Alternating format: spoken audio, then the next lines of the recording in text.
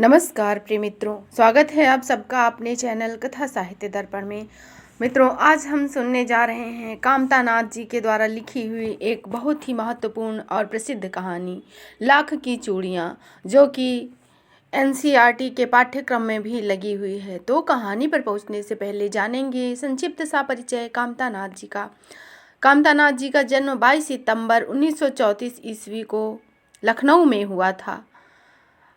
इनकी मृत्यु 7 दिसंबर 1912 को लखनऊ में ही हुई थी। उन्हें उत्तर प्रदेश के हिंदी संस्थान से साहित्य भूषण पुरस्कार मिला। उन्हें पहल सम्मान मध्य प्रदेश साहित्य परिषद की ओर से मुक्तिबोध पुरस्कार और उत्तर प्रदेश हिंदी संस्थान की ओर से यशपाल पुरस्कार, साहित्य भूषण और महात्मा गांधी पुरस्कार प्राप्त हो चुका है। कामता नाथ जी की लाख की चूड़ियाँ कहानी शहरीकरण और औद्योगिक विकास से गांव के उद्योग के खत्म होने के दुख को चित्रित करती है। यह कहानी रिश्ते नाते के प्यार में रचे बसे गांव के सहज संबंधों में बिखराव और सांस्कृतिक नुकसान के आर्थिक कारणों को स्पष्ट करती है। तो आइए चलते हैं कहानी लाख की चूड़ियाँ पर।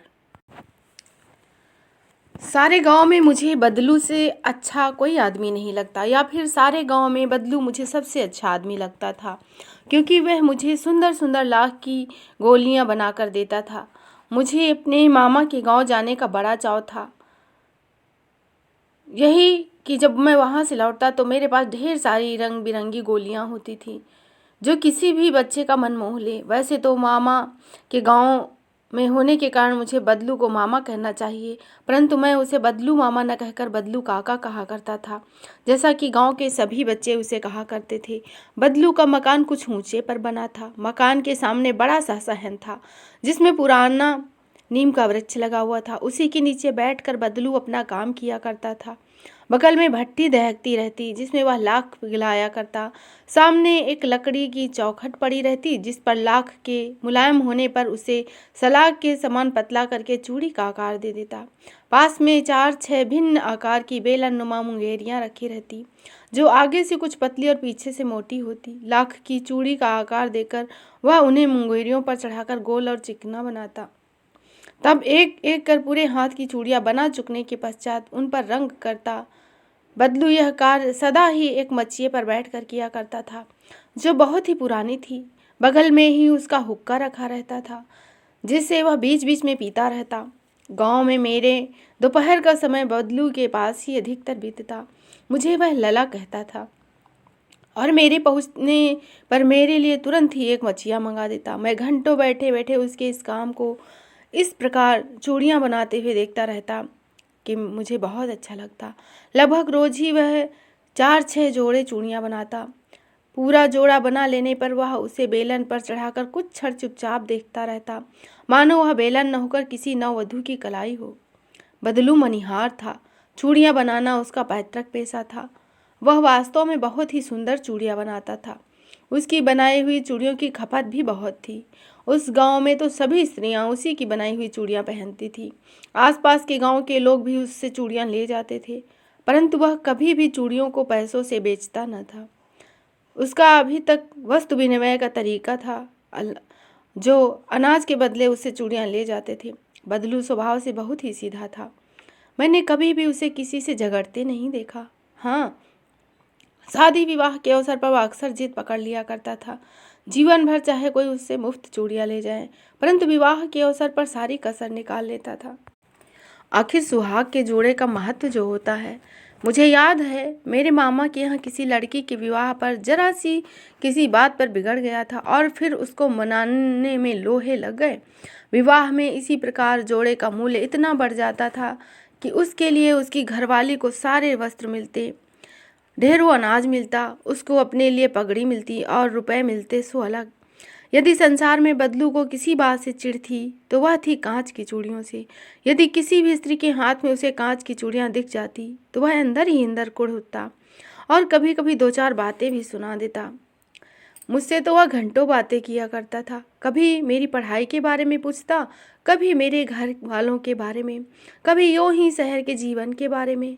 मैं उससे कहता कि शहर में सब कांच की चूड़ियां पहनते हैं, तो वह उत्तर देता, शहर की बात और है लला, वहाँ तो सभी कुछ होता है।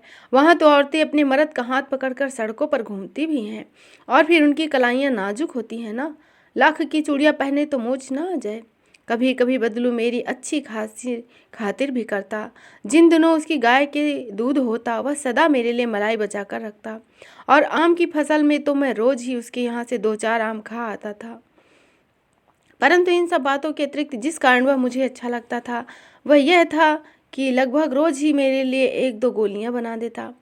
मैं बहुधा हर गर्मी की छुट्टी में अपने मामा के यहाँ चला जाया करता था, और 1 आध महीने वहाँ रहकर स्कूल खुलने के समय तक वापस आ जाता। परंतु 2-3 बार ही मैं अपने मामा के यहाँ गया होऊंगा, तभी मेरे पिताजी एक दूसरे शहर में बदली हो गई उनकी, और एक लंबी अवधि तक मैं अपने मामा के गांव ना जा सका। लगभग 8-10 वर्षों के बाद जब मैं वहाँ गया तो इतना बड़ा हो चुका था कि लाख की गोलियाँ मेरी रुचि में नहीं थी। अतः गांव में होते हुए भी कई दिनों तक मुझे बदलू का ध्यान न आया। इसी बीच मैंने देखा कि गांव में लगभग सभी स्त्रियां कांच की चूड़ियां पहने हैं। विरले ही हाथ हैं जिनमें लाख की चूड़ियां मैंने देखी। एक दिन सहसा मुझे बदलू का ध्यान हो आया। यह बात हुई कि बरसात में मेरे मामा की छोटी लड़की आंगन में फिसलकर गिर पड़ी, और उसके हाथ की कांच की चूड़ी टूटकर उसकी कलाई में घुस गई और उससे खून बहने लगा। मेरे मामा उस समय घर पर ना थे, मुझे ही उसकी मरहम पट्टी करनी पड़ी। तभी सहसा मुझे बदलू का ध्यान हुआ और मैंने सोचा कि उससे मिल आऊं। अतः शाम को घूमते घूमते उसके घर गया। बदलू वहीं चबूतरे पर नीम के नीचे खाट पर लेटा हुआ था। नमस्ते बदलू काका, मैंने कहा। नमस्ते भैया, उसने मेरी नमस्ते का उत्तर दिया और खाट पर उठकर बैठ गया। परंतु उसने मुझे पहचाना नहीं और देर तक मेरी ओर निहारता रहा। मैं जनार्दन हूँ काका, आपके पास से गोलियां बनवा कर ले जाता था, मैंने अपना परिचय दिया।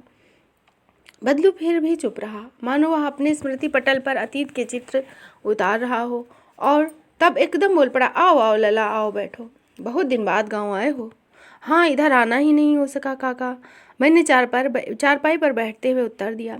कुछ देर फिर शांति रही। मैंने इधर उधर दृष्टि दौड़ाई, न तो मुझे उसकी मचिया ही नजर आई और न भट्टी। आजकल काम नहीं करते काका, मैंने पूछा। नहीं लला, काम तो कई साल से बंद है। मेरी बनाई हुई चूड़ियाँ कोई पूछे तब तो।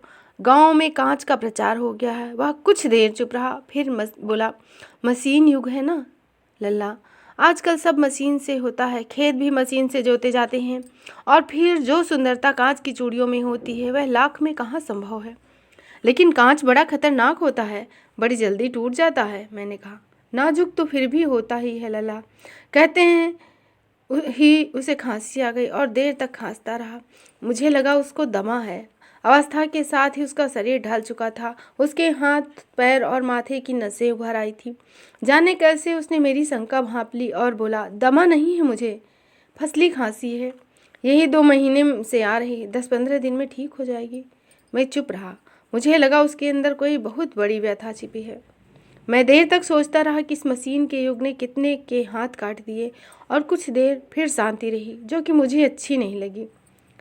अब की फसल आम की कैसी है काका? काका कुछ देर बाद मैंने विषय बदलते हुए कहा, अच्छी है लला, बहुत अच्छी है, उसने लहक कर उत्तर दिया और अंदर अपनी बेटी को आवाज़ दी, अरे रज्जो, लल्ला के लिए आम तो ले आ। और फिर मेरी ओर मुखातिब होकर बोले, माफ़ करना लला, तुम्हें आम खिलाना ही भूल गया।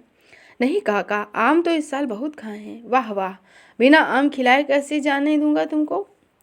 मैं चुप हो गया। मुझे वे दिन याद हुआ है जब मेरे लिए मलाई वह बचा कर रखता था। गाय तो अच्छी है ना काका, मैंने पूछा। गाय कहाँ है लला, 2 साल हुए बेच दिया, कहाँ से खिलाता। इतने में रज्जो, उसकी बेटी, अंदर से एक डलिया में ढेर सारे आम ले आई।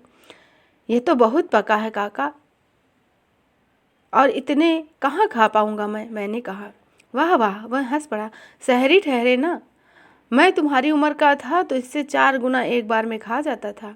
आप लोगों की बात और है, मैंने उत्तर दिया। अच्छा बेटा, लला को 4-5 आम छाट कर दे, सिंदूरी वाले देना। देखो लला कैसे हैं, इस साल ये पेड़ तैयार हुआ है। रज्जो ने 4-5 आम अंजलि में लेकर मेरी ओर बढ़ा दिया। मैंने आम लेने के लिए हाथ बढ़ाया तो मेरी निगाह एक क्षण के लिए उसके हाथों पर ठिठक गई। गोरी गोरी कलाइयों पर लाख की चूड़ियाँ बहुत ही फब रही थी। बदलू ने मेरी दृष्टि देख ली और बोला, आखिरी जोड़ा बनाया था जमींदार साहब की बेटी के विवाह पर, 10 आने पैसे मुझको दे रहे थे, मैंने जोड़ा नहीं दिया, कहा शहर से ले आओ। मैंने आम ले लिया और खाकर थोड़ी देर पश्चात चला आया। मुझे प्रसन्नता हुई कि बदलू ने हार कर भी हार नहीं मानी। उसका व्यक्तित्व कांच की चूड़ियों जैसा न था कि आसानी से टूट जाए। लेखक का प्रस्तुत कहानी को प्रस्तुत करने में मेन उद्देश्य यह था कि वह बता सके कि मशीनों के आगमन ने कई कलाओं और कलाकारों को हाशिए पर धकेल दिया। लाख की चूड़ियाँ बनाने वाले बदलू काका भी ऐसे ही कलाकार हैं, पर उन्होंने हार मानकर भी हार नहीं मानी। इस कहानी के माध्यम से लेखक छोटे उद्योगों के नष्ट होने पर खेद प्रकट करना चाहता है। तो इस तरह आपने सुनी कामता नाथ जी के द्वारा लिखी हुई कहानी लाख की चूड़ियाँ, जो कि बहुत ही महत्वपूर्ण है और विभिन्न पाठ्यक्रमों में संग्रहित है। आशा है आपको यह कहानी अवश्य ही पसंद आएगी। तो यदि आपको कहानी पसंद आए तो आप हमारे चैनल को लाइक करें, सब्सक्राइब करें, अपने मित्रों को शेयर करें।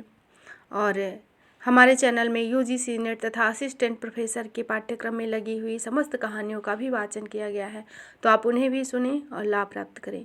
तो फिर मिलेंगे इसी तरह एक महत्वपूर्ण तथ्य के साथ। तब तक के लिए धन्यवाद। जय हिंद, जय हिंदी।